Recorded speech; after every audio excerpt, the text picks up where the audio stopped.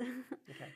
John, you took Cisco from 1.2 billion to over 40 billion Yes. in your time there. So Yes. what would you say is the one trait that attributed to that success?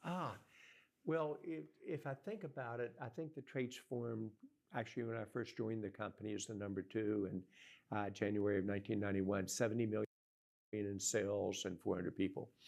And the trait that really helped me the most was very quickly, I said, this internet is not something that moves around zeros and ones to the techies.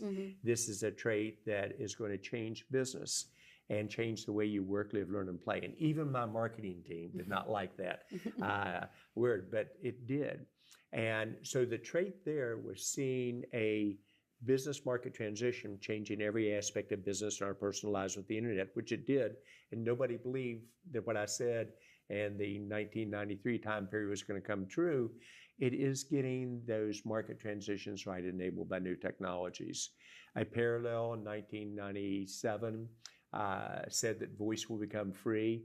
Sounds basic today, but at that time, 90% of the revenue of service providers, the biggest service providers in the world, whether it's in India or the US or in Europe, it was the majority of their profits and revenues. And I said this would become free. But what it was a trend that was going to occur because of the internet that was inevitable, and it was.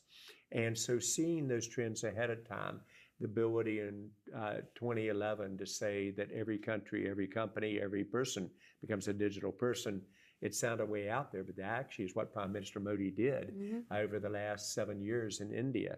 Digital India was his platform for really getting economic success, inclusion going very well in terms of the direction. And he is, you talk about a leader that I admire tremendously. I think he's the best in the world at the present time.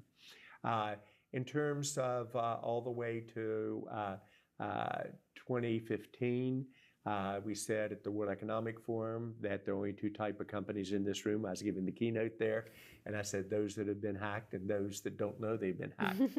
And my message is simple. This is going to happen to everyone. If you don't change dramatically your view on security, cybersecurity in particular, you're going to get into real trouble. And this is going to be an industry that's going to change. And then in literally 7.5 years ago, I felt that AI would be the next major frontier. It's where I felt that the transition would be bigger than the internet and the cloud combined, and people couldn't even spell AI at that time.